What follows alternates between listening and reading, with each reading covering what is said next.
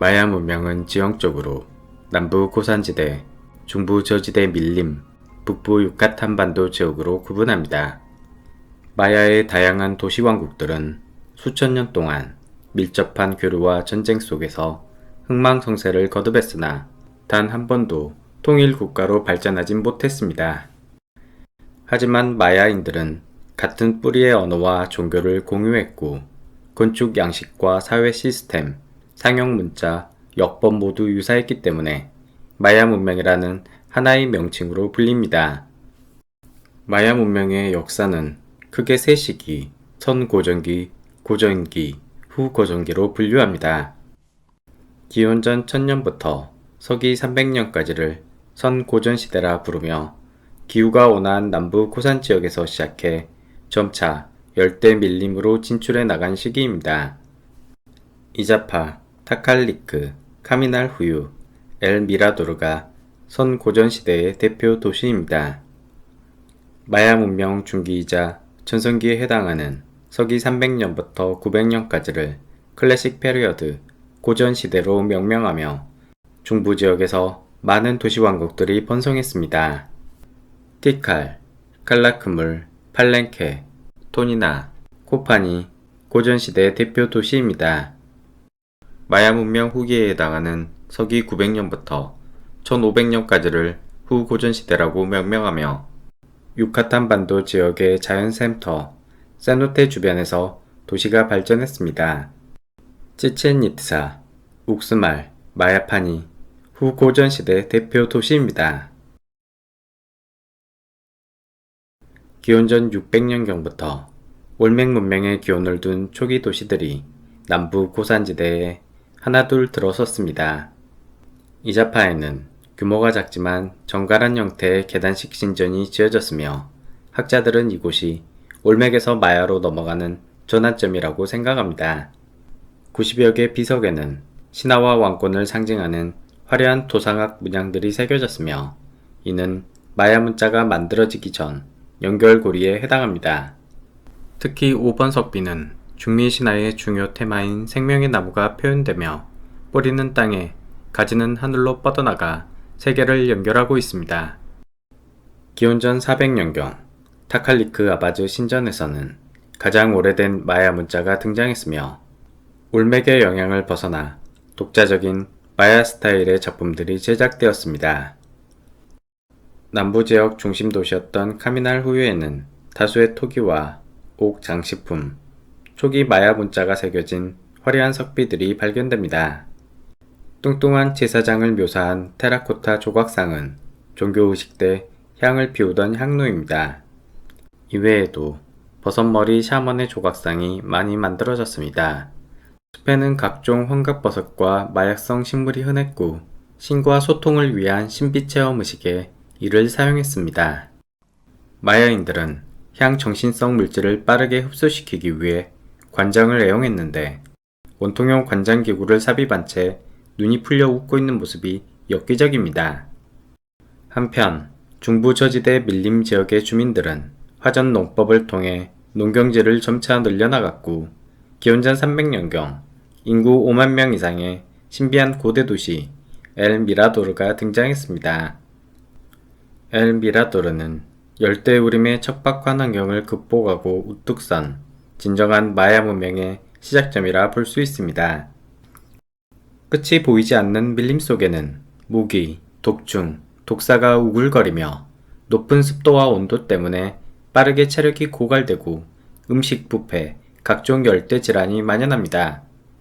또한 집안이 대부분 석회암층으로 농사에 필요한 토양의 두께가 매우 얇고 영양분이 거의 포함되어 있지 않습니다. 이러한 악조건에도 불구하고 주민들은 대규모 저수지를 만들어 건기 때 물을 공급하고 계절성 늪지에 영양가 높은 진흙 수천 톤을 퍼날라 비옥한 농지를 일구는 데 성공했습니다. 엘 미라도르는 차량으로 접근이 힘들어 2003년에야 본격적인 연구가 시작되었는데 학자들은 예상보다 거대한 도시 규모와 피라미드 크기에 놀라움을 금치 못했습니다. 도시는 총 35개의 계단형 제단과 3개의 대형 피라미드, 2개의 아크로폴리스, 주변의 주택단지로 구성됩니다. 일부 학자들의 주장에 따르면 엘미라도르의 피라미드는 숨겨진 기단 부위를 모두 포함했을 때 높이가 72m로 테오티와칸, 촐룰라 피라미드를 능가하는 최대 규모라고 추정하기도 합니다. 주변 지역들과 신전을 연결하는 높이 3m, 폭 30m가량의 거대한 둑길이 20km 이상 뻗어 있습니다. 석회석을 구워 만든 석고 시멘트 가루로 건물과 도로 전체를 도포했는데 이는 방수 목적과 스투코 장식의 일석이조 효과를 갖습니다. 신전 벽면을 장식한 아름다운 부조 작품은 마치 우주를 유영하는 듯한 모습입니다. 경이로운 마야의 첫 고대 도시 엘 미라도르는 과다한 벌목과 계절성 늪지의 고갈로 황폐화되어 서기 2세기경 버려지게 됩니다. 하지만 마야인들은 끊임없이 저수지와 농지를 계속 늘려나갔고 인구가 비약적으로 증가하게 됩니다. 서기 3세기부터 새로운 마야의 도시들이 속속 등장하면서 본격적인 고전 시대가 시작되었습니다. 도시왕국들은 50개 이상으로 늘어났고 궁전과 사원의 숫자, 규모 또한 압도적으로 증가했습니다. 도시왕국의 기반이 되는 일반 농민들은 주로 돌바닥 위에 지어진 진흙벽돌 초가집에서 생활했습니다. 집안에 해먹을 설치해 습기와 더위, 곤충을 피해 수면을 취했고 바닥에는 유리용 화로가 놓였습니다. 옥수수, 호박, 콩을 주식으로 카사바, 고추, 고구마, 아보카도, 파파야, 양파, 칠면조, 사슴, 게, 아르마딜로, 페커리 등 식단만큼은 매우 다양했습니다. 마야인은 옥수수 또르띠아와 카카오 씨앗을 구워 만든 초콜릿 음료를 최초로 개발했으며 카카오 씨앗은 화폐처럼 물물 교환에 사용되었습니다. 토마토는 토마틀에서, 초콜릿은 카카오 콩을 짜서 만든 음료 쇼칼라틀에서, 담배 시가는 빨다를 의미하는 마야어 시가에서 유래합니다. 마야의 농경마을 유적지인 세레는 서기 595년 화산 폭발 여파로 5m 두께의 화산재에 파묻혔고 당시 평민들의 생활상이 고스란히 보존되었습니다.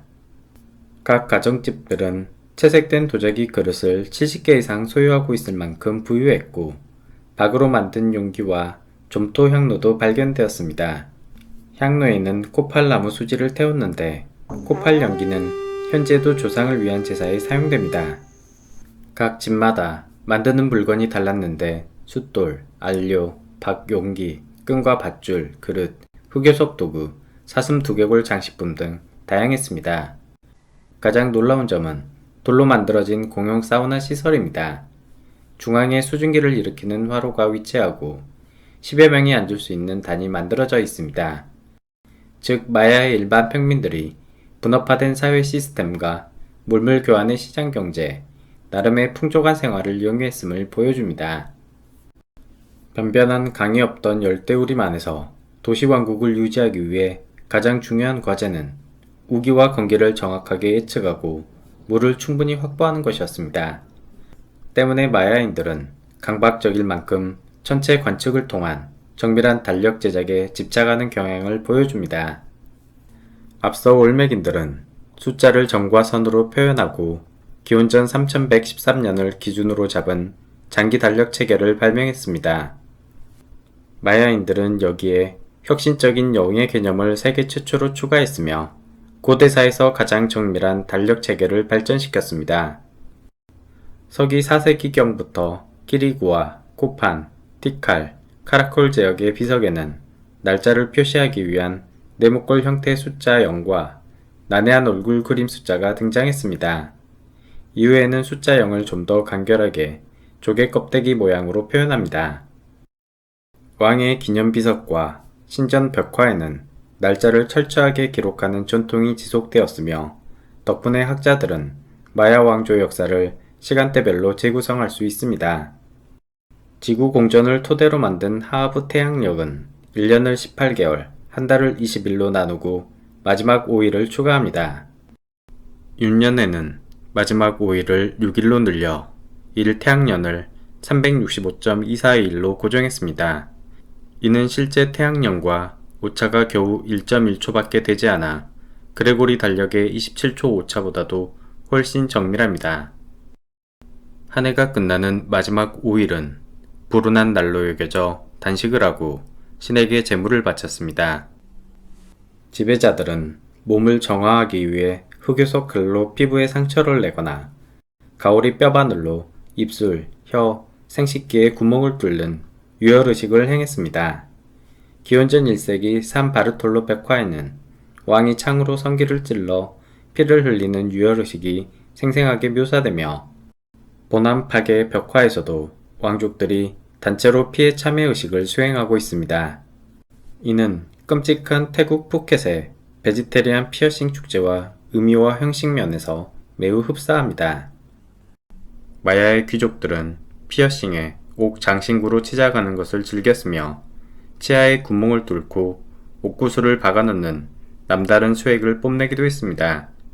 흥미롭게도 마야 지배층 또한 고대 이집트, 우리나라 삼국시대처럼 이마를 납작하게 누르는 편두 풍습을 가졌고 헤어라인을 높게 유지했습니다. 고전시대 50여 개의 도시 중 가장 강력했던 도시는 티칼로 인구가 10만이 넘었으며 6개의 뾰족한 피라미드 신전, 의식용 재단, 7개의 구기장, 아크로폴리스 광장, 대형 조수지, 200여 점의 석상이 남아있는 마야 최대 유적지입니다.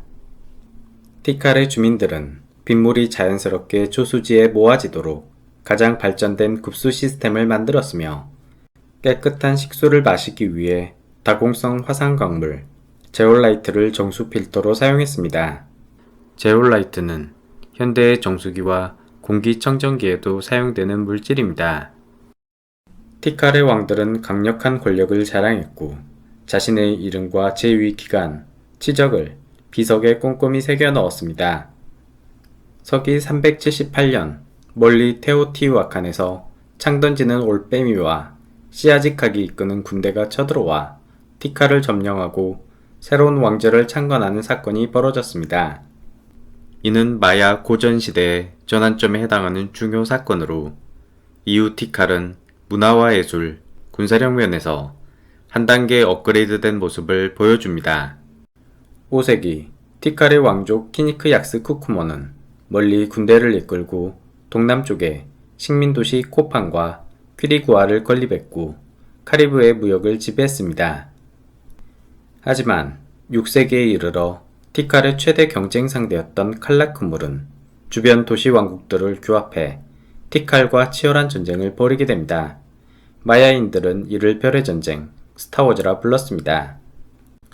마야에는 운송수단이 없었기 때문에 전쟁은 행군이 가능한 건기 때만 이루어졌고 이마에 띠를 둘러 질문 짊어지는 똠린을 사용해 전쟁 물자를 운반했습니다. 전쟁은 귀족 계급인 엘리트 군인들에 의해 치루어졌고 전사들은 자신의 가문을 상징하는 화려한 머리 장식과 장신구로 치장했습니다.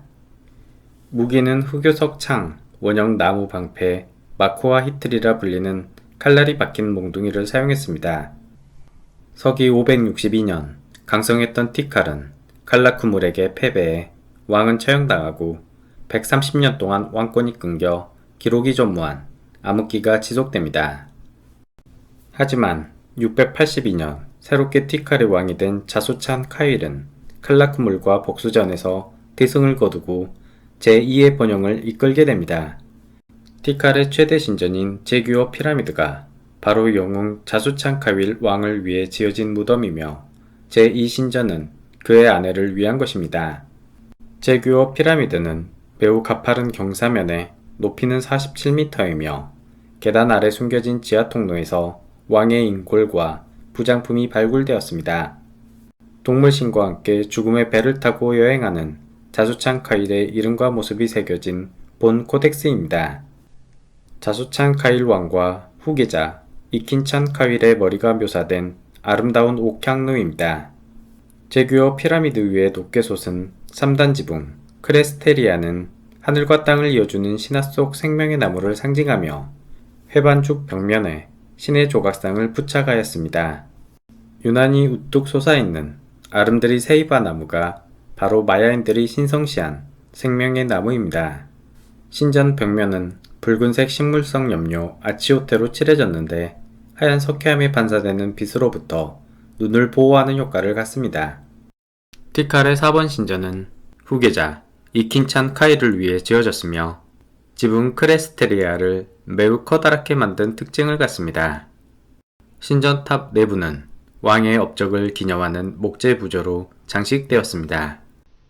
마야의 높은 신전들은 오로지 노동력을 희생해 지어졌고 인신 제사 의식도 흔하게 벌어졌습니다. 이는 물 공급의 한계가 뚜렷하고 농경지 황폐화를 막기 위해 인구를 적정 수준으로 제한해야 했기 때문입니다. 티카를 한 차례 멸망시킬 정도로 군사력이 강했던 칼라크몰은 고대 도시 엘 미라도르의 정통성을 이어받았으며 뱀의 왕국이라 불렸습니다. 칼라크몰의 최대 피라미드는 높이 45m로 티칼 제규어 신전보다는 낮지만 부피는 더 거대합니다. 피라미드 내부에는 왕의 무덤 4개가 발견되었고 신전이 최소 3차례 이상 증축되었음을 의미합니다. 마야 피라미드 대부분은 기존 신전 위에 수차례 증축을 반복하여 점차 몸집을 불려나간 특징을 갖습니다. 43번 비문에는 6세기의 정복왕 스카이 위니스, 하늘의 증인이란 이름이 새겨져 있으며 그가 바로 도시 카라콜과 동맹을 맺고 티카를 정복한 인물입니다.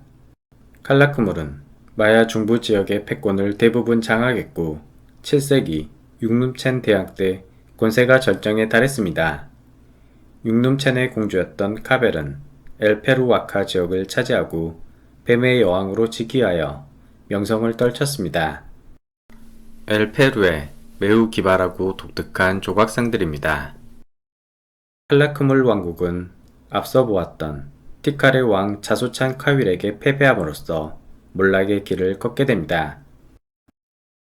고종기 마야의 또 다른 중요 도시왕국으로 중부 우림 서편에 위치한 팔렌케를 빼놓을 수 없습니다. 팔렌케 신전의 규모는 티칼과 칼라크몰에 비하여 소규모이지만 마야의 대표 미스테리 유물인 파칼 대왕의 석관으로 유명합니다.